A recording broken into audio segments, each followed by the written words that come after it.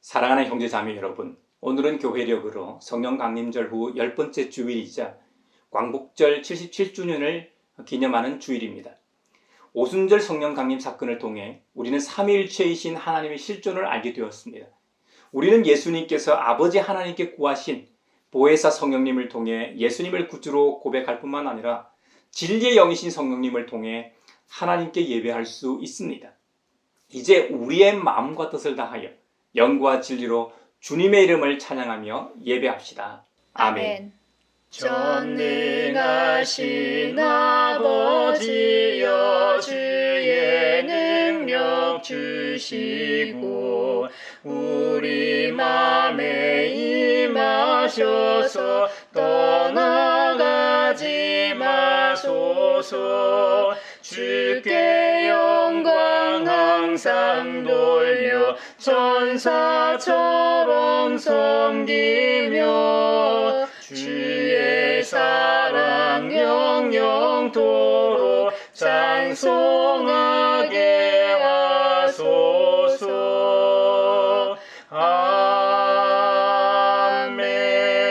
아멘. 이스라엘의 목자이신 주님, 요셉을 양떼처럼 인도하시는 주님, 귀를 기울여 주십시오. 그룹 위에 앉으신 주님, 빛으로 나타나 주십시오. 에브라임과 베냐민과 므낫세 앞에서 주님의 능력을 떨쳐 주십시오. 우리를 도우러 와 주십시오. 주님께서는 이집트에서 포도나무 한 그루를 뽑아 오셔서 문 나라를 몰아내시고 그것을 심으셨습니다. 땅을 가꾸시고 그 나무에 뿌리를 내리게 하시더니 그 나무가 온 땅을 채웠습니다. 산들이 그 포도나무 그늘에 덮이고 울창한 백향목도 그 가지로 뒤덮였습니다. 그 가지는 지중해에까지 뻗고 세수는 유프라테스 강에까지 뻗었습니다. 그런데 어찌하여 주님께서는 그 울타리를 부수시고 길을 지나가는 사람마다 그 열매를 따먹게 하십니까? 멧돼지들이 숲에서 나와서 마구 먹고 들짐승들이 그것을 먹어 치우게 하십니까? 만군의 하나님, 우리에게 돌아오십시오. 하늘에서 내려다보시고 이 포도나무를 보살펴 주십시오. 주님의 오른손으로 심으신 이 줄기와 주님께서 몸소 굳세게 키우신 햇가지를 보살펴 주십시오. 주님의 포도나무는 불타고 꺾이고 있습니다. 주님의 분노로 그들은 멸망해 갑니다. 주님의 오른쪽에 있는 사람, 주님께서 몸소 굳게 잡아주신 인자 위에 주님의 손을 얹어 주십시오. 그리하면 우리가 주님을 떠나지 않을 것이니 주님의 이름을 부를 수 있도록 우리에게 새 힘을 주십시오. 만군의 하나님, 우리를 회복시켜 주십시오. 우리가 구원을 받도록 주님의 빛나는 얼굴을 나타내어 주십시오. 아멘. 아멘. 이 지구 위에 거하는 온 세상 사람들, 그 크신 위엄 높여서 만유의 주 찬양. 그 크신 위엄 높여서 만유의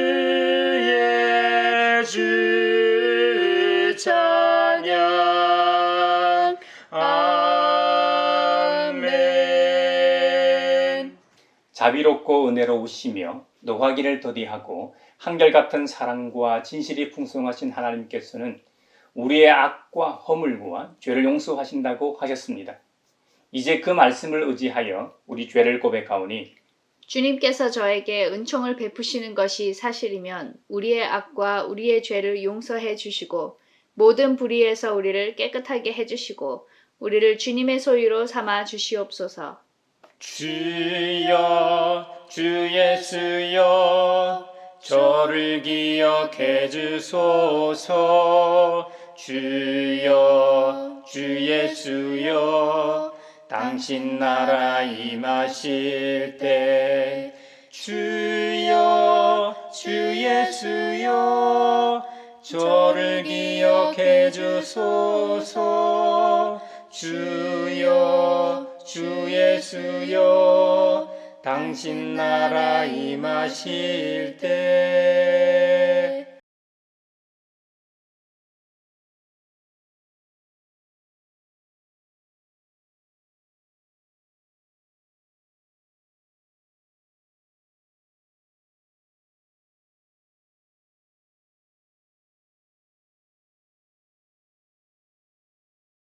내 이름으로 일컫는 나의 백성이 스스로 겸손해져서 기도하며 나를 찾고 악한 길에서 떠나면 내가 하늘에서 듣고 그 죄를 용서하여 주며 그 땅을 다시 번영시켜 주겠다고 약속하신 우리 아버지 하나님께서 여러분의 죄를 용서하셨음을 주님의 이름으로 선언합니다. 아멘.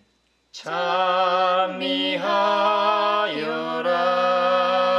오 나의 영혼아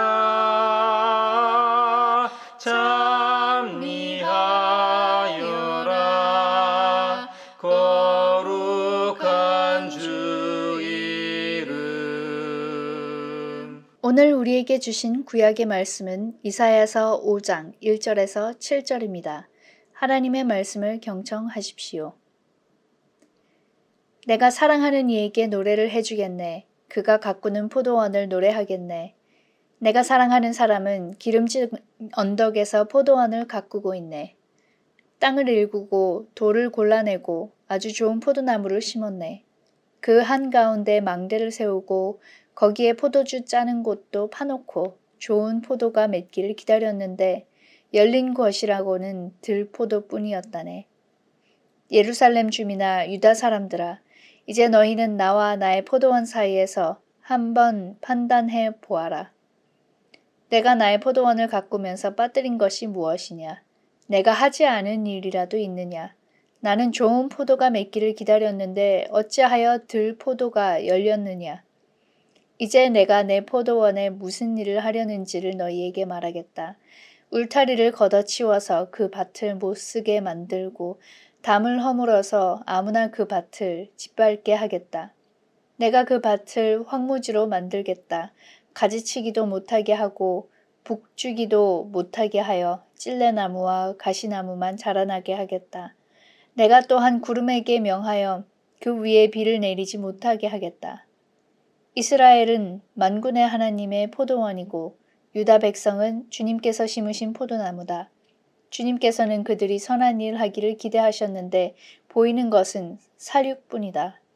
주님께서는 그들이 옳은 일 하기를 기대하셨는데 들리는 것은 그들에게 희생된 사람들의 울부짖음뿐이다. 성령이여 우리 성경 읽을 때 그 속에서 빛을 보게 하소서. 오늘 우리에게 주신 서신의 말씀은 히브리서 11장 29절에서 12장 2절입니다. 하나님의 말씀을 경청하십시오. 믿음으로 이스라엘 사람들은 홍해를 마른 땅을 지나가듯이 건넜습니다. 그러나 이집트 사람들은 그렇게 해보다가 빠져 죽었습니다. 믿음으로 이래 동안 여리고 성을 돌았더니 성벽이 무너졌습니다. 믿음으로 창녀 라합은 정탐꾼들을 호의로 영접해 주어서 순종하지 않은 사람들과 함께 망하지 아니하였습니다. 내가 무슨 말을 더 하겠습니까? 기드온, 바락, 삼손, 입다, 다윗, 사무엘, 그리고 예언자들의 일을 말하려면 시간이 모자랄 것입니다. 그들은 믿음으로 나라들을 정복하고 정의를 실천하고 약속된 것을 받고 사자의 입을 막고 불의 위력을 꺾고 칼날을 피하고 약한 데서 강해지고 전쟁에서 용맹을 떨치고 외국 군대를 물리쳤습니다. 믿음으로 여자들은 죽었다가 부활한 가족을 다시 맞이하였습니다. 또 어떤 이들은 고문을 당하면서도 더 좋은 부활의 삶을 얻고자 하여 구태여 노여나기를 바라지 않았습니다. 또 어떤 이들은 조롱을 받기도 하고 채찍으로 맞기도 하고 심지어는 결박을 당하기도 하고 감옥에 갇히기까지 하면서 시련을 겪었습니다. 또 그들은 돌로 맞기도 하고 톱질을 당하기도 하고 칼에 맞아 죽기도 하였습니다. 그들은 궁핍을 당하여 고난을 겪으며 학대를 받으면서 양과 염소의 가죽을 입고 떠돌았습니다. 세상은 이런 사람들을 받아들일 만한 곳이 못 되었습니다. 그래서 그들은 광야와 산과 동굴과 땅굴을 헤매며 다녔습니다. 이 사람들은 모두 믿음으로 말미암아 훌륭한 사람이라는 평판은 받았지만 약속된 것을 받지는 못하였습니다. 하나님께서 우리를 위하여 더 좋은 계획을 미리 세워두셔서 우리가 없이는 그들이 완성에 이르지 못하게 하신 것입니다. 그러므로 이렇게 구름대와 같이 수많은 증인이 우리를 둘러싸고 있으니 우리도 갖가지 무거운 짐과 얽매이는 죄를 벗어버리고 우리 앞에 놓인 다름질을 참으면서 달려갑시다. 믿음의 창시자요 완성자이신 예수를 바라봅시다. 그는 자기 앞에 놓여있는 기쁨을 내다보고서 부끄러움을 마음에 두지 않으시고 십자가를 참으셨습니다. 그리하여 그는 하나님의 보좌 오른쪽에 앉으셨습니다. 성령이여 우리 성경 읽을 때 그 속에서 빛을 보게 하소서. 오늘 우리에게 주시는 복음의 말씀은 누가복음서 12장 49절로 56절입니다. 주님의 말씀을 경청하십시오. 나는 세상에다가 불을 지르러 왔다. 불이 이미 붙었으면 내가 바랄 것이 무엇이 더 있겠느냐. 그러나 나는 받아야 할 세례가 있다. 그 일이 이루어질 때까지 내가 얼마나 괴로움을 당할는지 모른다. 너희는 내가 세상에 평화를 주러 온 줄로 생각하느냐. 내가 너희에게 말한다. 그렇지 않다. 도리어 분열을 일으키러 왔다. 이제부터 한 집안에서 5 식구가 서로 갈라져서 셋이 둘에게 맞서고 둘이 셋에게 맞설 것이다. 아버지가 아들에게 맞서고 아들이 아버지에게 맞서고 어머니가 딸에게 맞서고 딸이 어머니에게 맞서고 시어머니가 며느리에게 맞서고 며느리가 시어머니에게 맞서서 서로 갈라질 것이다. 예수께서 무리에게도 말씀하셨다. 너희는 구름이 서쪽에서 이는 것을 보면 소나기가 오겠다고 서슴지 않고 말한다. 그런데 그대로 된다. 또 남풍이 불면 날이 덥겠다고 너희는 말한다. 그런데 그대로 된다. 위선자들아, 너희는 땅과 하늘의 기상은 분간할 줄 알면서 왜 이때는 분간하지 못하느냐. 이것은 주님의 말씀입니다. 하나님 감사합니다. 성령이여 우리 성경 읽을 때 그 속에서 빛을 보게 하소서. 사회를 위하여 기도합니다. 지난 8일 수도권과 중부지방에 기록적 폭우가 내려 많은 피해가 있었습니다. 총 13명 사망, 6명 실종, 18명이 부상을 입고 1,490명의 이재민이 발생하였습니다. 그리고 이번 주도 폭우가 내린다는 기상예보가 있어 걱정입니다. 저지대에는 물이 빠지지 않고 열악한 반지하의 환경, 신속하게 국민을 챙길 생각도 못하는 지도자들과 재난 현장에서 망언하는 국회의원들, 그리고 한반도 남부 지역에서는 계속 지속되는 가뭄까지 한반도에서 발생하는 다층적 기상이변이 우려됩니다. 대한민국을 긍휼히 여기시어 이번 주는 시민들에게 피해가 없게 해주시고 정부는 재난에 효과적으로 대응하기를 원합니다. 장기적으로 반지하 주민들의 주거권이 보장될 수 있는 실효성 있는 구체적인 정책이 나오게 하시고 기후위기에 당장 정부와 기업이 앞서서 행동하게 하소서. 성령의 은사를 나에게 채우사 주님의 사랑 본받아 나 살게 하소서. 교회를 위하여 기도합니다. 오늘은 광복절 77주년 기념주일입니다. 일본 제국주의 식민지 백성이었던 우리 민족에게 광복의 기쁨과 은혜를 주심에 감사드립니다. 빼앗긴 나라를 되찾기 위해 기도와 삶으로 노력했던 믿음의 선배들의 눈물과 피땀을 되새기기를 원합니다. 일제강점기 동안 독립운동의 전초기지였던 신학교와 교회는 문을 닫게 되었고 저항하는 목회자들은 투옥되고 선교사들은 추방당하는 일까지 겪었습니다. 신앙의 자유를 되찾기 위한 저항과 희생의 열매로 한국교회가 있습니다. 현재 한국교회는 교회의 공공성과 공신력을 잃은 채 위기에 직면해 있습니다. 교회의 자성과 위기 극복을 위한 결단, 그리고 교회의 본질을 회복하며 통회하고 자복하는 심정을 갖게 하시어 다시 한번 독수리 날개치며 비생하게 하소서. 성령의 은사를 나에게 채우사 주님의 사랑 본받아 나 살게 하소서. 세계 평화를 위하여 기도합니다. 우크라이나 러시아 전쟁으로 유럽은 천연가스가 공급되지 않아 에너지 비상사태입니다.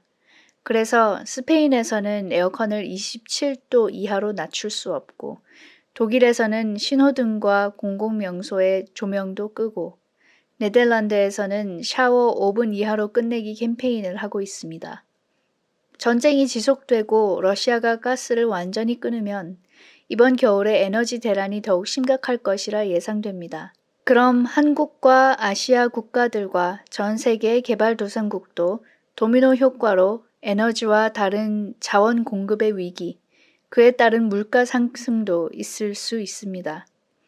전쟁이 하루빨리 종식되게 하시고 동시에 전 세계가 솔선수범하여 절약하며 세계적으로 이 위기를 잘 극복하게 하시고 또 고갈되고 있는 지구 자원을 미래 세대에게서 빼앗지 않도록 인류가 미래를 준비하게 하소서. 성령의 은사를 나에게 채우사 주님의 사랑 본받아 나 살게 하소서. 이사야서 5장에 보면 포도원 노래라는 내용이 기록되어 있습니다. 포도원 노래라는 제목이 붙은 이유는 첫 구절이 내가 사랑하는 이에게 노래를 해주겠네. 그가 가꾸는 포도원을 노래하겠네. 내가 사랑하는 사람은 기름진 언덕에서 포도원을 가꾸고 있네 하고 시작하기 때문입니다. 내가 사랑하는 이는 단순한 사랑하는 이가 아닙니다. 가장 사랑하는 이의 의미입니다. 그리고 여기서 노래하는 사람은 이사야 예언자이고 그 대상은 만군의 하나님이십니다. 이사야서 5장 1절에 노래하는 이유와 그 대상을 넣어 다시 읽어보면 정확히 알 수 있습니다. 이사야 예언자는 가장 사랑하는 만군의 주님이신 하나님께 노래를 부릅니다. 하나님이 가꾸시는 포도원을 노래합니다. 이사야 예언자가 가장 사랑하는 주님은 기름진 언덕에서 포도원을 가꾸고 있습니다가 됩니다. 여기서 포도원은 만군의 주님의 포도원으로서 이스라엘을 가리킵니다. 유다 백성은 주님께서 심으신 포도나무라고 비유되고 있습니다. 이어서 주님께서 포도원에서 하신 일들이 열거됩니다. 주님께서는 바람이 잘 통하고 햇볕이 잘 드는 언덕에 땅을 일구고 돌을 일일이 골라내셨습니다. 처음에는 아주 좋은 포도나무를 심으셨습니다. 아주 좋은 포도나무라고 하니 느낌이 덜한데 개역 개정판에서는 극상품 포도나무라고 했는데 그 의감이 훨씬 더 귀한 포도나무로 다가옵니다. 주님은 가장 귀한 포도나무를 심으셨다는 의미입니다. 포도원 한가운데는 포도원을 잘 가꾸고 관리하기 위해 망대도 세우셨습니다. 망대는 들짐승이나 도둑이 들어오지 못하게 살피며 관리하는 중요한 장소입니다. 문제는 외부의 문제가 아니라 내부의 문제임을 암시하는 증거이기도 합니다. 그리고 거기에는 포도주 짜는 곳도 파놓고 좋은 포도가 맺기를 기다리셨습니다. 이 말은 풍성한 수확을 전제로 하는 행위입니다. 하지만 놀랍게도 그 포도원에서 열린 것이라고는 들포도뿐이었습니다. 포도 농사가 잘 되도록 좋은 환경을 조성해 놓으셨습니다. 그런데 열린 것이 들포도였습니다. 앞서 포도원은 이스라엘 민족이고 포도나무는 유다 백성이라고 했습니다. 결국 이스라엘 자손들이 맺은 삶의 열매가 무엇이었는지를 잘 보여주는 표현입니다. 들포도에 해당하는 원어는 배우심입니다. 이 배우심이라는 단어는 구약 성경에 단 2번 나오는 단어인데 그 의미는 악취나거나 무가치한 것을 가리키는 단어입니다. 다시 말하면 겉모양은 포도 열매 같지만 실제로는 그 크기가 작고 딱딱한 야생 포도로서 쓰고 신맛이 나며 어떤 것은 독성을 함유하고 있는 해로운 열매였습니다. 결국 이런 들포도는 일반 포도처럼 먹을 수 있는 과일도 아니고 포도초나 포도주로도 만들 수 없는 무익한 것에 지나지 않는다는 말이 됩니다. 이들의 삶의 열매가 어떠했는지 오늘 본문 마지막 절에서 구체적으로 언급하고 있습니다. 사실 주님께서 이스라엘 백성들에게 기대하셨던 것은 선한 일을 하는 것이었습니다. 하지만 보이는 것은 사륙뿐이었습니다. 주님께서 그들에게 기대하셨던 것은 옳은 일을 하는 삶을 원하셨습니다. 하지만 들리는 것은 그들에게 희생된 사람들의 울부짖음뿐이었습니다. 주님께서 이스라엘 백성들에게 기대하셨던 선하고 옳은 일은 정의와 공의입니다. 하지만 포악과 부르짖음이었음을 단적으로 보여주는 표현입니다. 세번역 성경에 기록된 선한 일과 옳은 일은 개역 개정판에서는 정의와 공의로 번역되어 있습니다. 같은 의미인데요. 좀 더 풀어서 번역한 것이지요. 원문에는 미시파트와 체다카라는 단어로 기록되어 있습니다. 이 두 단어 모두 다양한 의미를 지니고 있는데요. 중복되는 의미도 있고 실제로 이 성경에서도 여러 본문에서 중복되는 의미로 사용되기도 했습니다. 굳이 구별한다면 미시파트는 사람이 사람을 다스릴 때나 하나님께서 피조물을 다스리실 때 법적 기준에 입각해 정의롭게 심판한다는 의미입니다. 그리고 체다카는 하나님과의 관계가 올바르고 사회 속에서 정직하게 살아가는 모습을 의미합니다. 이런 의미와는 상반되게 당시 기득권자들이 그들의 위치에서 지키고 보호해야 할 사회적 약자들을 상대로 착취와 압제를 일삼았다는 말입니다. 자신의 이득을 위해 율법에 명시되어 있는 법을 어기고 마땅히 보호받아야 할 약자들에게 상해를 가하여 결국 죽음의 수렁으로까지 몰아넣는 일까지 일삼았다는 말입니다. 하나님께서는 출애굽 당시 이집트의 압제를 견디다 못해 하나님께 울부짖었던 그들의 조상들의 울부짖음을 탄식을 들으시고 자유케 하신 적이 있습니다. 하지만 기득권층들은 같은 동족의 울부짖음을 외면했습니다. 아니, 더 정확히는 사회적 약자들의 울부짖음은 주님께서 책망하신 기득권들에 의해 발생한 울부짖음이었습니다. 기가 막힌 현실 앞에 개탄하지 않을 수 없는 상황이었기에 하나님께서는 이사야 예언자의 포도원 노래를 통해 경고하십니다. 주님께서 자신의 포도원인 이스라엘을 돌보며 가꾸면서 빠뜨린 것이 무엇이며 하지 않은 일이 무엇이냐고 반문하십니다. 참다 진노하십니다. 아니, 더 정확히는 사랑의 매를 드십니다. 다시 제자리로 돌아오라고 말입니다. 하나님께서는 항상 잘못한 것에 비해 적게 벌을 받게 하시고 벌은 제정신이 들게 하는 도구로 사용되었습니다. 그랬기 때문에 자신들의 잘못을 깨닫고 회개가 동반되었던 것이죠. 그리고 이전보다 더 나은 모습으로 회복시켜 주시곤 하셨습니다. 이사야서 5장 시점인 BC 8세기 전후에서의 불순종에 대한 대가를 말씀하십니다. 그토록 사랑하고 아끼고 기대하고 기다렸지만 들포도를 맺은 결과에 대한 징계입니다. 이제부터는 주님께서 주님의 포도원인 이스라엘을 향해 울타리를 걷어치워서 그 밭을 못 쓰는 상황이 되게 하시겠다는 말씀입니다. 그 말은 담이 허물어졌기 때문에 아무나 그 밭을 짓밟게 된다는 의미입니다. 팔레스타인을 둘러싼 열강으로부터 보호받게 하셨는데 이제는 국경의 문이 열려 열강으로부터 침입을 막을 길이 없었다는 말입니다. 그렇게 되면 전쟁의 포화 속으로 들어가게 되고 적과 꿀이 흐르던 그 땅은 황무지가 되겠죠. 또 포도나무를 비롯하여 모든 나무는 가지치기를 해줘야 건강하게 잘 자라고 상품 가치가 있는 열매도 맺게 마련입니다. 특히 포도나무 줄기에 이 좌우로 수없이 삐져나온 가지들을 쳐주지 않고 방치하면 튼실한 열매를 맺을 수 없습니다. 그래서 포도 농사를 짓는 것을 보면 정기적으로 이 가지치기를 해주는 것을 보게 됩니다. 그런데 그 중요한 가지치기를 못하게 하신다고 말씀하십니다. 영적인 의미로 보면 앞으로는 이사야와 같은 예언자를 보내지 않겠다는 말씀과 같습니다. 하나님의 말씀을 예언할 예언자들을 정기적으로 보내셔서 책망하고 잘못으로부터 돌이키고 바른 길로 인도하셨는데 이제는 올바른 길로 인도하지 않겠다는 말씀과도 같습니다. 여러분, 그렇게 되면 어떻게 되겠습니까?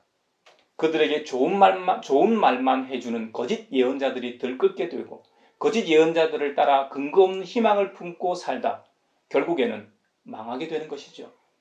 우리도 성경과 세계사를 통해 알듯이 바벨로니아의 제국에 의해 멸망하지 않습니까? 가지치기만 못하게 하는 것이 아니라 북주기도 못하게 하시겠다고 하십니다.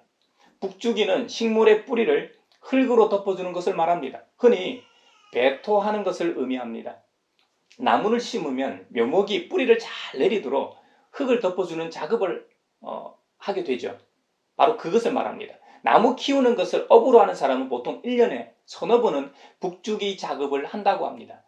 이 작업을 게을리하면 나무 뿌리가 흙 밖으로 드러나 쇠약해지고 결국 거센 비바람에 뽑힐 수도 있습니다.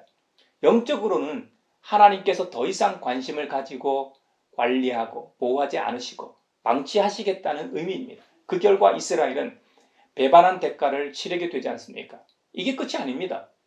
주님께서는 정말 세밀하고 친절하게 보호하셨듯이 이제는 배반의 대가로 그동안 하셨던 일을 안 하시겠다는 선언으로 계속 언급하십니다. 찔레나무와 가시나무가 자라게 하시겠다는 겁니다. 포도원을 제대로 관리하지 않으면 땅에서 돋아나 포도나무의 성장을 방해하는 잡초들입니다. 이것은 영적으로 심령의 피폐함을 묘사하는 표현입니다. 영적으로 가란 상태가 되어 점점 깊이 뿌리 내린 죄악의 쓴뿌리와 그 열매를 맺게 된다는 의미일 겁니다. 거기다 치명적인 심판을 예언하십니다. 나무와 같은 식물이 자라기 위해서는 농부가 가지치기나 배토 같은 작업을 주기적으로 해줘야 하고 찔레나 가시나무와 같은 방해 요소를 제거하는 것도 중요합니다. 하지만 더 근원적으로 식물이 자라는 데 있어 더 중요한 것은 하늘의 햇빛과 비입니다. 하나님께서는 구름을 명하여 그 위에 비를 내리지 못하게 하시겠다고 하십니다. 이건 정말 치명적인 심판입니다. 하늘에서 비가 내리지 않고 햇빛만 강렬하게 쬐게 되면 식물은 말라 죽습니다. 이와 같이 은혜의 단비가 사라지면 영적인 생명이 죽어가게 됩니다. 한마디로 하나님께서 그동안 이스라엘 백성들에게 베푸시던 모든 은총을 중단하시겠다는 선언입니다. 또 구름을 명하여 비를 내리지 못하게 하시겠다는 말씀은 자연 섭리를 주장하시는 분이 창조주 하나님이심을 보여줍니다. 하늘에서 비가 내리는 현상은 자연과학으로 설명하면 땅에서 수증기가 가열된 공기에 의해 하늘로 올라가서 이 하늘에서 온도가 낮아져 응결하게 되면 그것이 구름이 됩니다. 구름 속에 있는 물방울이나 얼음 알갱이가 점점 커지고 무거워지면 땅에 떨어지게 되는데 그것이 비나 눈이 되어 떨어지는 것이죠. 성경에서는 이 모든 피조세계의 운행을 창조주 하나님께서 주관하신다고 기록하고 있습니다. 물론 하나님은 주님께서 만드신 창조 섭리와 자연 현상에 따라 모든 것이 순리대로 움직이게 하십니다. 예수님께서 이 땅에 동정녀 마리아를 통해 성육신하신 사건이나 부활 승천하신 사건을 제외한 성경에 기록된 대부분의 표적과 이적들은 자연 섭리를 통해 역사하신 것이 대부분입니다. 출애굽 때 홍해를 가르신 일도 정말 놀라운 일이긴 해도 지역에 따라 동풍이 밤새도록 일정 시간 동안 불게 되면 그런 현상이 가능하다는 과학적 실험이 있는 것처럼 말입니다. 그러므로 우리는 만물을 주관하시는 하나님의 섭리와 뜻에 따라 살아가는 그리스도인들이 되어야 하겠습니다. 혹시 우리가 살아가다 보면 우리의 뜻과 다르게 일이 전개될 때가 있습니다. 그때도 마찬가지입니다. 사람이 생명을 유지하고 풍요로운 삶과 의미 있는 삶을 살 수 있는 것은 하나님의 은혜가 공급될 때에만 가능함을 우리 모두 명심해야 하겠습니다. 이사야서 5장 포도원의 노래에서 알 수 있었듯이 이스라엘이 그동안 잘 살 수 있었던 것은 오로지 하나님의 은혜 때문이었습니다. 하지만 그들이 하나님과의 언약을 깨고 불순종했을 때 하나님께서는 언약을 맺으실 때 하신 말씀대로 그들을 심판하십니다. 그 심판의 주된 이유가 이스라엘 백성 모두에게 있겠지만 특히 그들을 이끄는 지도자들의 문제가 심각했습니다.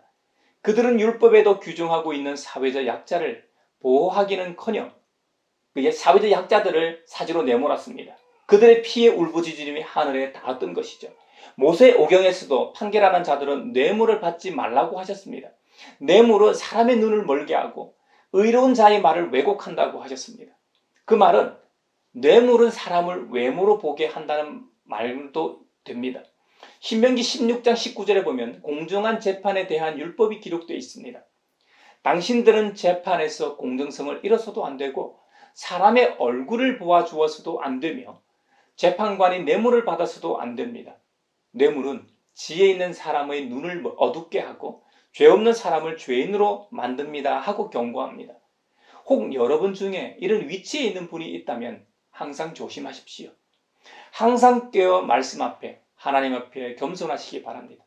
여러분이 여러분 된 것은 여러분의 노력인 것처럼 착각할 수 있지만 하나님께서 그 자리에 있게 하셨기 때문에 그 자리에 있을 수 있음을 망각하지 마시기 바랍니다.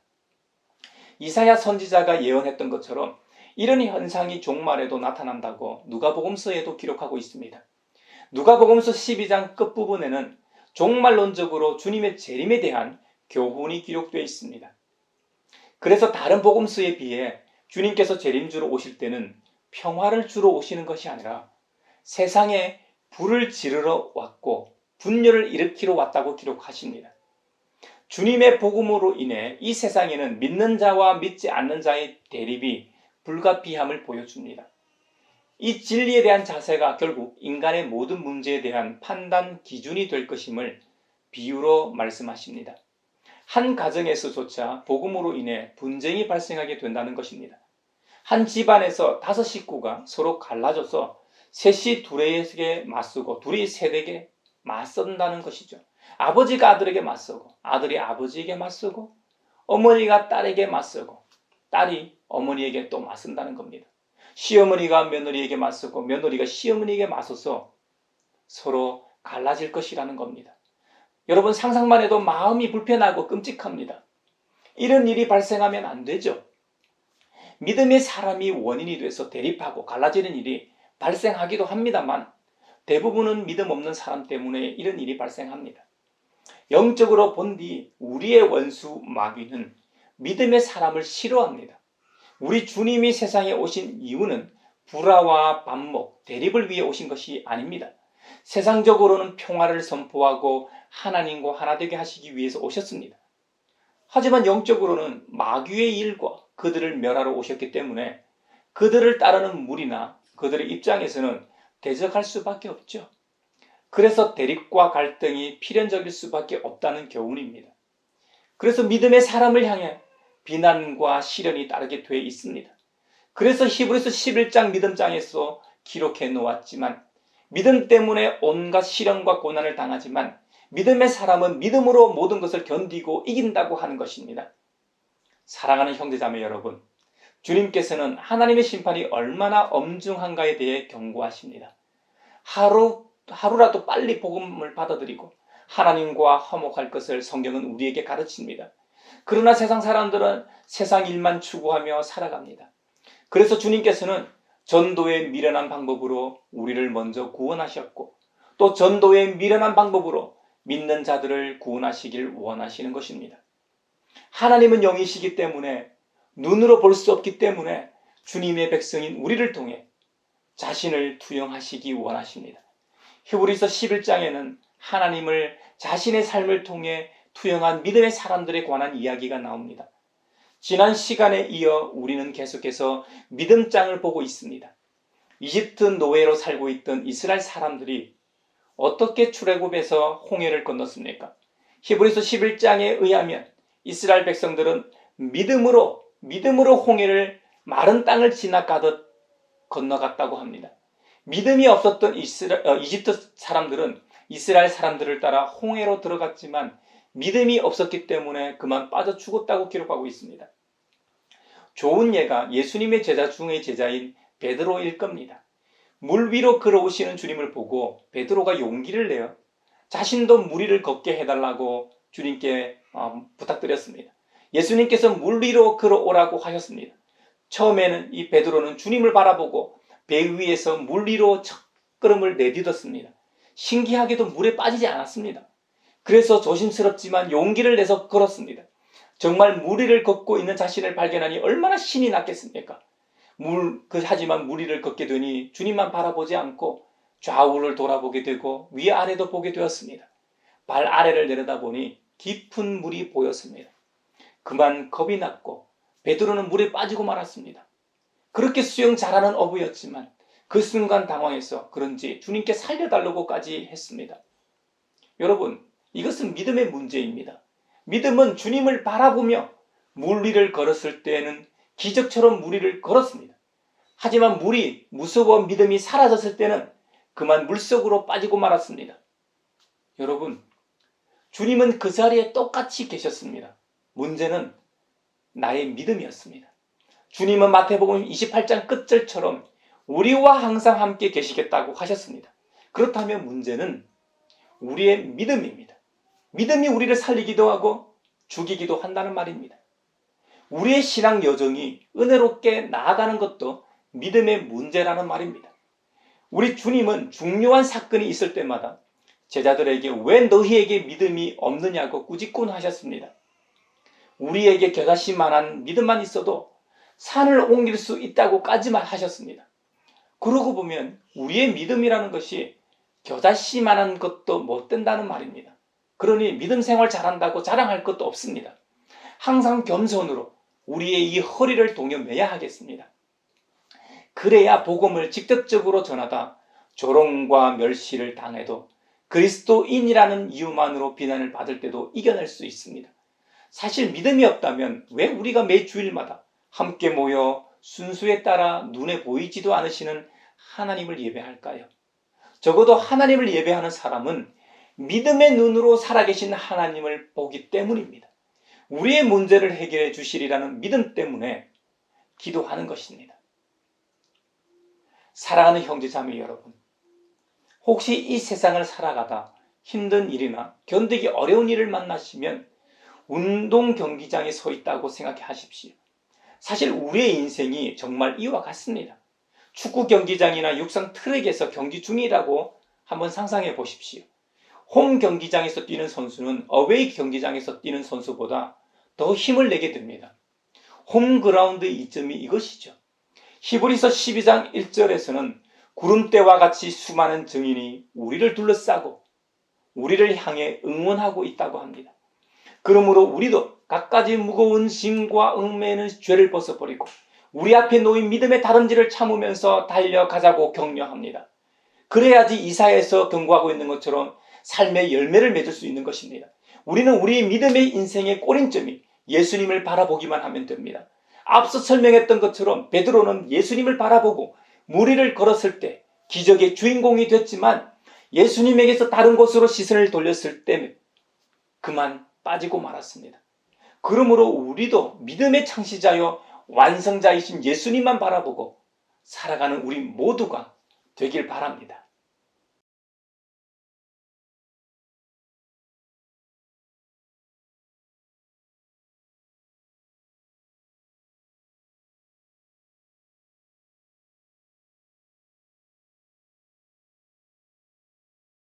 내게 있는 모든 것을 아낌없이 드리네. 사랑하고 의지하며 주만 따라 살리라. 주께 드리네. 주께 드리네. 사랑하는 구주 앞에 모두 드리네. 아멘. 여기에 모인 우리는 우리의 믿음의 역사와 사랑의 수고와 우리 구주 예수 그리스도에 대한 소망의 인내를 여기 연보에 담아 올려드립니다. 주님께서 말씀하신 대로 인색함으로나 억지로 하지 않고 하나님 나라의 백성으로서 이 땅에서 말씀대로 살게 하심에 감사하여 각각 그 마음에 정한 대로 즐거운 마음으로 바치오니 향기로운 예물이 되게 하소서. 은혜의 주님, 우리의 정성을 어여삐 여기시어 주님께서 베푸신 은혜에 비하면 보잘것없지만 말씀하신 대로 미리 구별하여 드리오니 기쁘게 받으시옵소서. 우리의 가진 것이 비록 적어도 바치는 기쁨은 더 커지고 비록 버는 것이 적어도 나누는 즐거움은 더욱 넘쳐 우리 믿음의 소문이 각처에 퍼지게 하소서. 우리 주님 예수 그리스도의 이름으로 감사하며 기도하옵나이다. 아멘.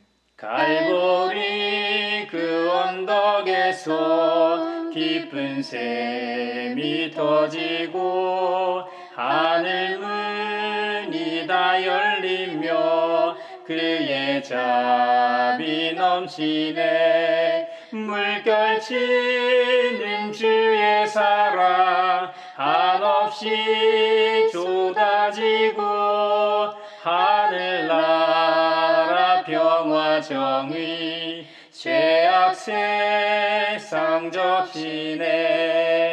하늘나라 평화 정의 죄악 세상 적시네. 서로 평화 인사를 나누겠습니다.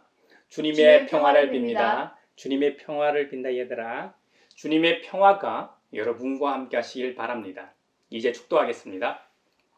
우리를 하나님 나라의 백성으로 부르신 아버지 하나님께서 여러분에게 복의 복을 내려주셔서 언제 어디서나 여러분을 지키시기를 원하며 주님께서 그분의 인자한 얼굴을 여러분에게 비추사 필요에 따라 물질과 건강과 은혜 베푸시기를 원하며 주님께서 여러분이 하는 일과 가정과 자녀들과 함께 하시길 원하며 주님의 몸된 하나의 거룩하고 보편적인 사도적인 모든 교회와 코로나 종식을 바라는 이 나라와 세계 그리고 우크라이나 전쟁 종식과 한반도 평화 통일과 기후위기로 인한 폭우 피해를 입은 수재민들과 함께 하시길 원하며 오늘 말씀처럼 믿음으로 살아가기를 원하는 사람들 위에 평강 주시기를 성부와 성자와 성령의 이름으로 축원하옵나이다. 아멘.